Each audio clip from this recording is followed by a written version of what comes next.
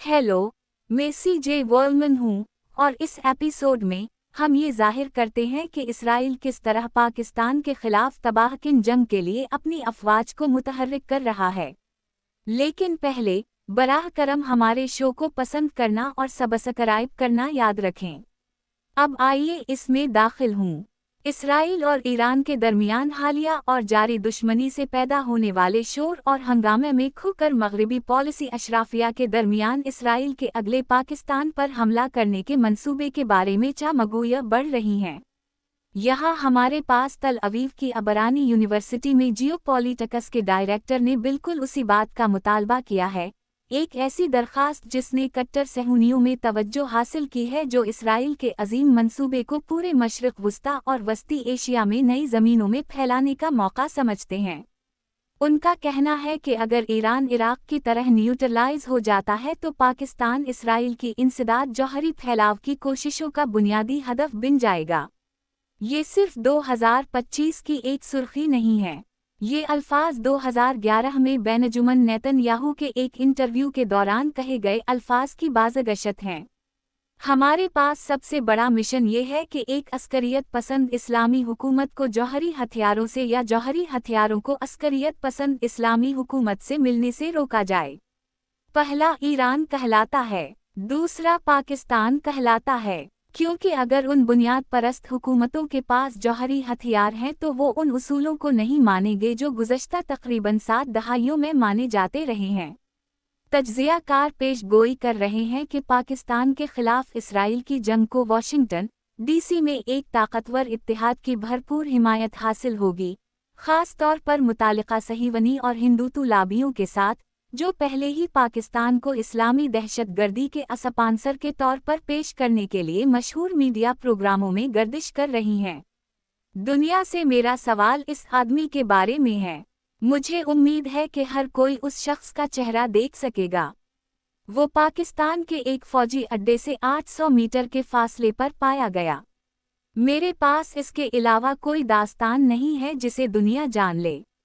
हम दहशतगर्दी का मुकाबला कर रहे हैं क्योंकि अगर हिंदुस्तान वैक्सीन और इंजीनियर बरामद करता है तो पाकिस्तान दहशतगर्दी बरामद करता है। मगरबी मीडिया एक बार फिर पाकिस्तान के बारे में पुराने अंदेशों और मनफी दक़यानूसी तसव्वुरात को दोबारा पेश कर रहा है ताकि मुस्लिम मुल्क की एटमी तनसीबात के खिलाफ मुमकिना इसराइली जंग के लिए हिमायत तैयार की जा सके और उसे नाकारा बनाने की आड़ में जिसे मगरबी रहनुमा इस्लामी बम कहते हैं।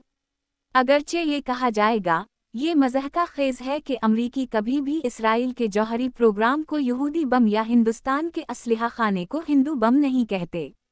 आपने देखा कि अमरीका और इसराइल हमेशा इस बात को यकीनी बनाने पर तले हुए हैं कि किसी भी मुस्लिम मुल्क के पास एटमी हथियार ना हो।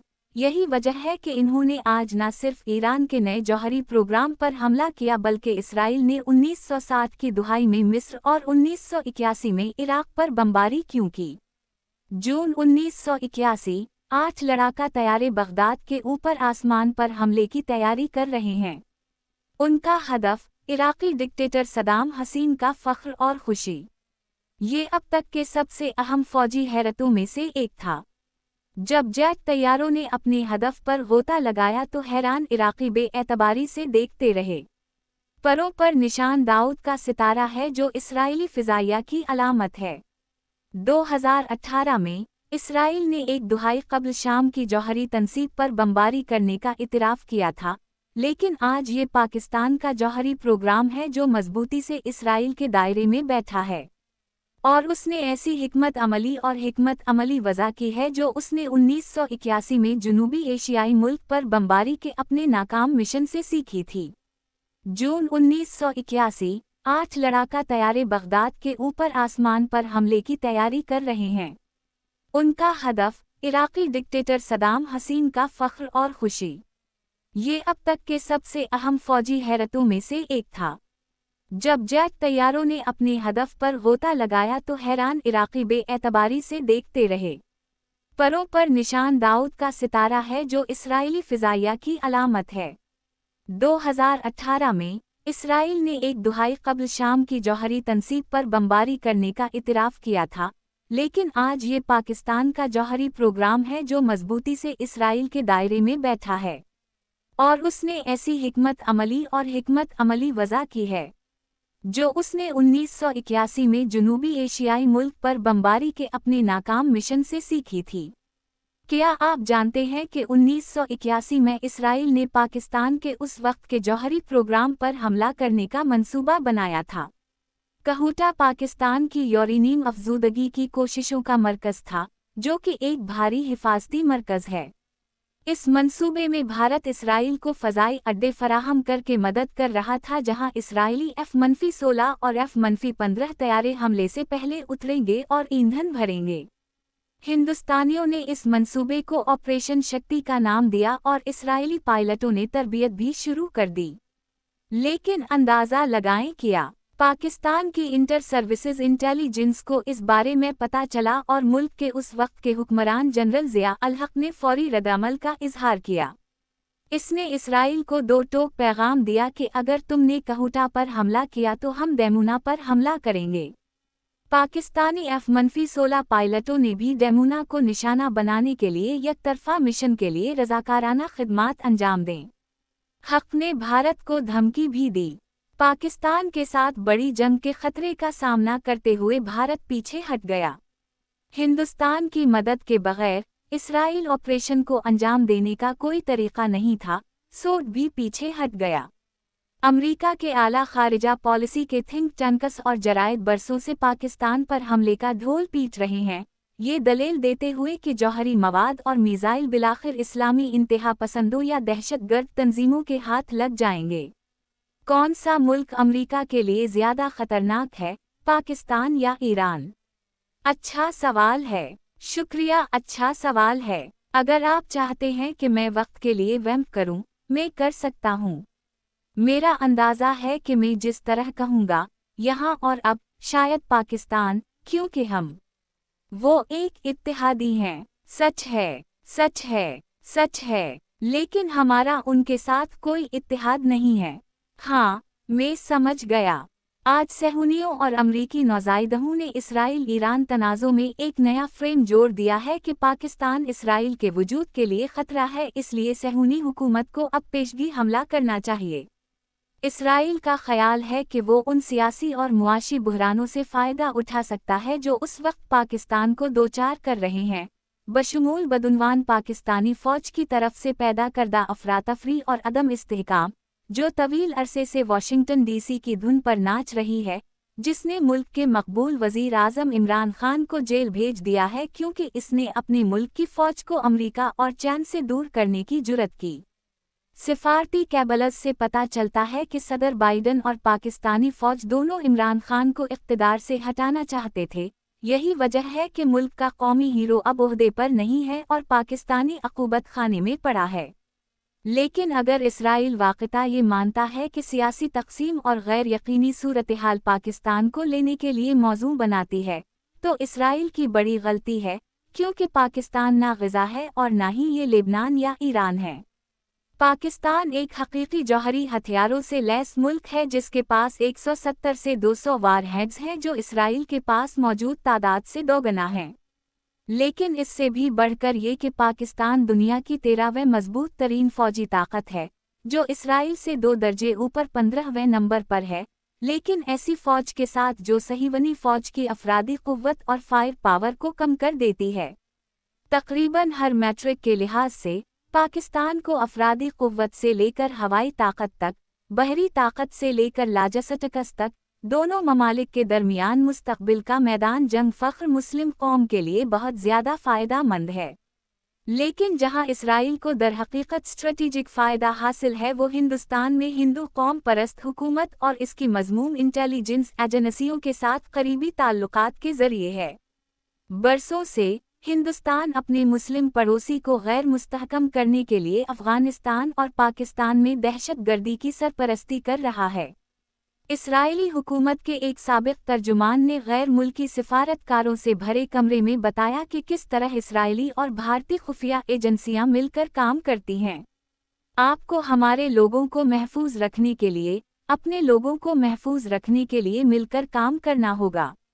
اور اس لیے میں آپ کو یہ بتاتے ہوئے فخر محسوس کر رہا ہوں کہ آج سیکیورٹی تعاون، انٹیلی جنس تعاون، इंसदाद दहशत गर्दी के ताउन में हिंदुस्तान और इसराइल मिलकर बहुत करीब से काम कर रहे हैं। 1998 में जब पाकिस्तान ने कानूनी जौहरी तजर्बात किए, पाकिस्तानी हुकूमत को एक इंटेलिजेंस रिपोर्ट मौसूल हुई जिसमें ये नतीजा अख्ज़ किया गया था कि भारत और इसराइल मुल्क की जौहरी तंसीबात के खिलाफ मुश्तरका हमला करने की मंसूबा बंदी कर रहे हैं, जैसा कि एक साबिक पाकिस्तानी वज़ीर ख़ारिजा ने वज़ाहत की। आधी रात बजे मुझे GHQ से डिप्टी जनरल मिलिट्री ऑपरेशंस का टेलीफोन आया। इन्होंने मुझे बताया कि हमें इंटेलिजेंस रिपोर्ट्स मिली हैं कि भारत और इसराइल एक स्क्वाड्रन पर खड़े हैं और वो बलूचिस्तान में पाकिस्तान की एटमी तंसीब पर हमला करने की तैयारी कर रहे हैं। फिर मैंने न्यूयॉर्क में हमारे सफ़ीर अहमद कमाल को फ़ोन किया। मैंने इसे CNN पर लाइव जाने और कहा कि पाकिस्तान को इत्तला मिली है कि भारत और इसराइल पाकिस्तान पर हमला करने वाले हैं। मेरा सफ़ीर CNN पर लाइव हुआ और इसका अच्छा असर हुआ, क्योंकि अगर भारत और इसराइल ने ऐसा मंसूबा बनाया होता तो सुबह तक ये मंसूबा ख़त्म हो चुका होता। आज 2 माह कबल दोनों एशियाई ताकतों के दरमियान हालिया झड़पों के दौरान हिंदुस्तानी फ़ौज की तरफ से पाकिस्तानी अफ़वाज की तरफ से मुकम्मल तौर पर ज़लील व ख़वार होने के बाद हिंदुस्तान इसराइल की पाकिस्तान पर हमला करने में मदद करने के लिए ज़्यादा बेचैन है। मई 10 को पाकिस्तान की जानिब से 5 से 7 भारतीय तैयारों को मार गिराया जाना इसके बाद से आलमी सतह पर फ़ज़ाई अफ़वाज के लिए निसाबी किताब का केस स्टडी बन गया है, क्योंकि न सिर्फ पाकिस्तान के फ़ज़ाई दिफ़ाई निज़ाम ने भारतीय जंगी तैयारों के ख़तरे को आसानी से कम किया, बल्कि पाकिस्तान के चैन के तैयार करदा फ़िज़ा से फ़िज़ा में मार करने वाले मिसाइलों ने भारत के राफ़ेल जेट तैयारों को भी ज़ेर कर दिया। हिंदुस्तान ने फ़ख्र के साथ वो चमकदार नए राफ़ेल जेट लड़ाका तैयारे खरीदे। फ्रांस के लड़ाका तैयारे सिर्फ 36 जेट तैयारों के लिए $9 बिलियन खर्च कर रहे हैं। ये सब पाकिस्तान पर फ़ज़ाई बरतरी हासिल करने और मुमकिना तौर पर चैन से मुकाबला करने के नाम पर है। भारत इस बात को यकीनी बनाना चाहता था कि कोई पाकिस्तानी तैयारा इन्हें चैलेंज करने का सोच भी ना सके। लेकिन अंदाज़ा लगाएं क्या एक मिसाइल, सिर्फ एक मिसाइल, इस $9 बिलियन के ख्वाब को चिकनाचूर कर सकता है। और वो मिसाइल चैन का प्लेस -15 है, जो अब पाकिस्तान एयरफोर्स के हाथ में है। नफसियाती असर फौरी था। भारत ने एक ही दिन में मुतअद्दिद जेट तैयारे खोए, जबकि पाकिस्तान के किसी नुकसान की तस्दीक नहीं हुई, जिससे भारतीय फौजी हौसले मुतज़लज़ल हो गए और भारत की फ़ज़ाई जंगी तैयारियों में खला को बेनकाब किया। पाकिस्तान की फ़िज़ाइया ने ये दिखाया कि किस तरह बढ़ती हुई कशीदगी को कंट्रोल करते हुए एक बड़ी ताकत को आसमान से इनकार करना है। ये पाकिस्तान की जीत से बढ़कर थी। ये अब जदीद फ़ज़ाई लड़ाई का एक बाब है जिसका दुनिया भर की फ़ज़ाई अफ़वाज मुताला कर रही हैं। भारत बॉलीवुड फिल्म में पाकिस्तान के खिलाफ जंग जीत सकता है, लेकिन हकीकी दुनिया में नहीं। अगरचे पाकिस्तान को अब भारत और इसराइल से बैक वक्त हमले के लिए खुद को तैयार रखना चाहिए, जैसा कि मुमताज़ पाकिस्तानी सहाफ़ी हामिद मीर ने वज़ाहत की है। दिलचस्प बात यह है कि इस 12 रोज़ा जंग ने पाकिस्तान के खिलाफ इसराइल और भारत की नई जंग के मंसूबों को बेनकाब कर दिया। अब जनूबी एशिया पर एक नई जंग का खतरा मंडला रहा है। ये खतरा महज तख़य्युल की परवाज़ नहीं है। पाकिस्तान के वज़ीर दिफ़ा ने खबरदार किया कि इस्लामी अक़वाम को इसराइल के खिलाफ इत्तेहाद का मुज़ाहिरा करने के लिए एक नई पहल करनी चाहिए, और मैं नक़ल करता हूँ। इसराइल ने ईरान, यमन और फ़लस्तीन को निशाना बनाया है, और अगर मुस्लिम ममालिक अब मुत्तहिद नहीं हुए तो हर एक का एक जैसा अंजाम होगा। लिहाजा बराह करम तमाम नज़रें ग़ज़ा पर और तमाम नज़रें पाकिस्तान पर रखें, क्योंकि सहूनी हुकूमत मुस्लिम अक्सरियती जनूबी एशियाई मुल्क पर हमले के लिए सियासी हिमायत हासिल करना चाहती है। लेकिन मेरा आखिरी पैगाम बनी इसराइल के लिए है। पाकिस्तान ईरान से कहीं ज़्यादा ताकतवर है, और देखें कि आखिर अज़्ज़िक्र ने सिर्फ चंद दिनों में और महदूद हड़तालों के साथ आपके मुल्क के साथ किया। पाकिस्तानी अवाम ने दहशत गर्दी के खिलाफ अमरीकी जंग की पादाश में इतने अरसे तक बहुत ज़्यादा नुकसान उठाया है। बेशक काफ़ी है, लेकिन ये मेरा आज का वक्त है। देखने का शुक्रिया और बराह करम इस चैनल को सब्सक्राइब करना याद रखें। और हम आपसे दरखास्त करते हैं कि patreon.com/cjwilliman पर इस शो का मेंबर बनकर मुस्लिम दुनिया में नाइंसाफियों को बेनकाब करने और उनका मुकाबला करने की हमारी कोशिशों की हिमायत करें। हम आपकी मदद के बगैर एक पायदार, बढ़ता हुआ शो नहीं बना सकते और हम उन लोगों को खुसूसी फ़वाइद पेश करते हैं जो करते हैं। लेकिन अभी के लिए, अच्छा।